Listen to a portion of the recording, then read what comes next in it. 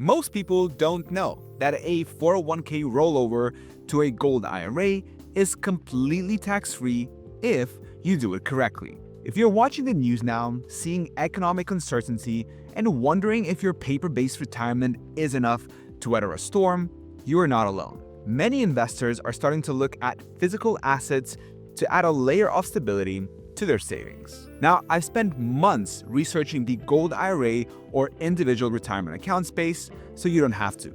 And in this video, I'm going to give you the straight answer. We're going to break down exactly how these accounts work, what the IRS actually allows, and the costs that most people don't talk about until it's too late. Now, I'm not a corporate financial advisor. I'm here as an independent researcher to give you the information you need to make your own decision. Now, if you want a personalized recommendation based on your specific account size and timeline, I put together a quick 60-second quiz. The link is in the description. Section 1. What is a Gold IRA?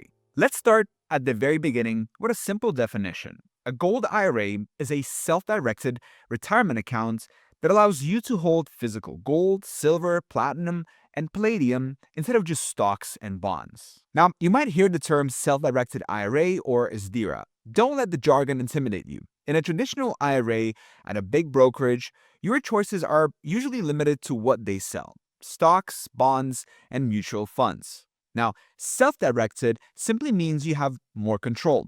It's a specialized version of the IRAs you already know, just with expanded investment options that include tangible physical metals. Despite holding physical bars or coins instead of paper assets, it remains a fully IRS-regulated retirement account. It has the same tax treatment, the same contribution limits, and the same reporting requirements as any other IRA.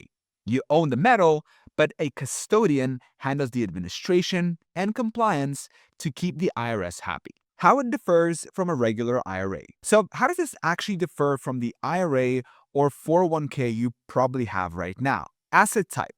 This is the big one. Traditional IRAs hold paper assets.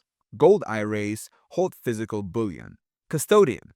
Your current bank or brokerage likely doesn't offer physical metal IRAs. You need a specialized custodian who understands the logistics of storing and insuring physical assets. Storage. You can't just put these assets in a digital folder. They exist in the real world and require high security storage. However, the tax rules remain the same across the board. For 2026, the annual contribution is $7,500 if you're under 50. If you're 50 or older, which I assume many of you are watching, the total limit is $8,600 once you include the catch-up contribution.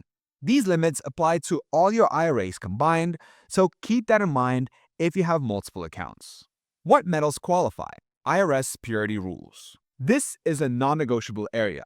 The IRS has very strict requirements for what can go into a Gold IRA. You can't just buy any gold coin from a local shop and put it in the accounts. To qualify, the metals must meet fineness or purity standards.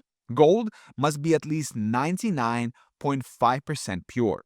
Silver must be 99.9% pure. Platinum and palladium must be 99.95% pure. Now, there is one notable exception you should know about: the American Gold Eagle. Even though it's technically 22 karat gold, about 91.67% pure, the IRS explicitly approves it for Gold IRAs. Other popular choices include Canadian maple leaves and Austrian philharmonics. Now, another critical rule: you cannot move gold you already own personally into an IRA. The IRA must purchase the metals using its own funds to ensure a proper chain of custody. This prevents anyone from gaming the system or using counterfeit metals. Now, if you're trying to figure out which Gold IRA company is the best fit for your specific account size and retirement timeline, my free quiz is in the description. It takes about 60 seconds, and it will give you a personalized recommendation based on independent rankings, so you don't have to guess which firm is right for your situation. Storage. The no home rule.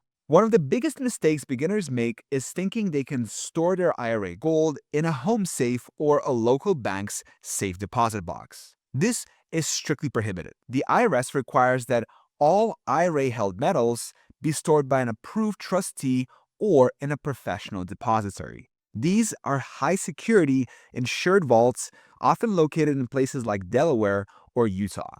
If you take personal possession of the metal, meaning you bring it home, the IRS treats that as a full distribution.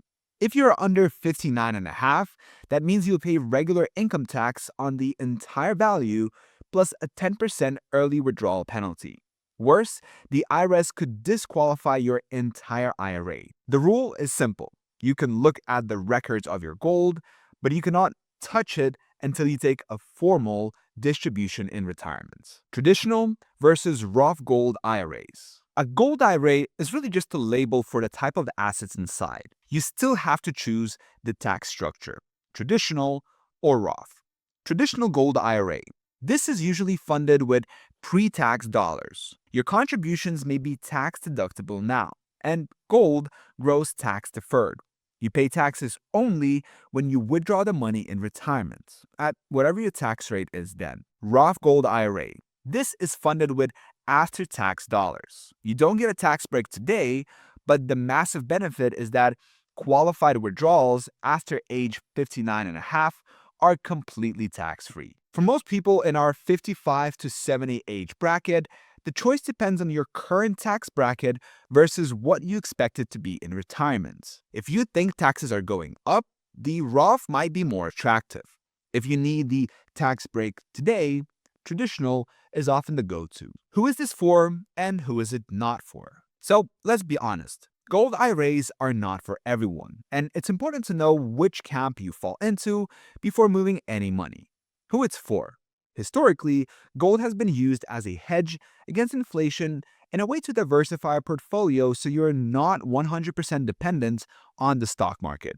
If you have a significant retirement nest egg, say $50,000 to over $500,000, and you're worried about a dollar losing purchasing power, a modest allocation of 5 to 10% in gold can provide psychological comfort and portfolio stability. It's for the investor who values tangible, physical assets that retain intrinsic value independent of a company's performance or creditworthiness. Who it's not for. This is equally important. If you have a very small account balance, the setup and annual storage fees, which typically range from $150 to $300 a year, might be too high as a percentage point of your total savings. Also, you have to consider liquidity and timing. If you need current income, like dividends or interest, gold isn't the answer because physical metal generates no cash flow.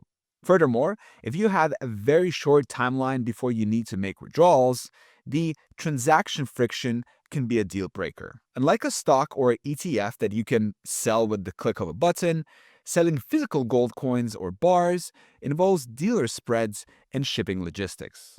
Industry reports show that liquidating physical gold can take anywhere from 7 to 14 days. If you cannot afford that delay or the 1 to 5% cost to sell, physical gold might not be the right fit for your situation. How to get started.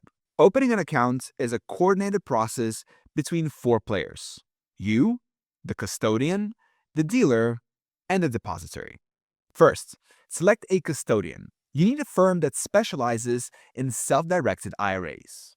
Fund the account. Most people do a direct rollover from a 401k or a trustee-to-trustee transfer from an existing IRA.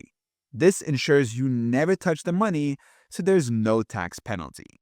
Choose your metals. You work with a dealer to pick out your American Eagles or bars. Storage. The custodian pays the dealer, and the dealer ships the metals directly to the secure depository. It sounds complex, but a good custodian handles almost all the paperwork for you.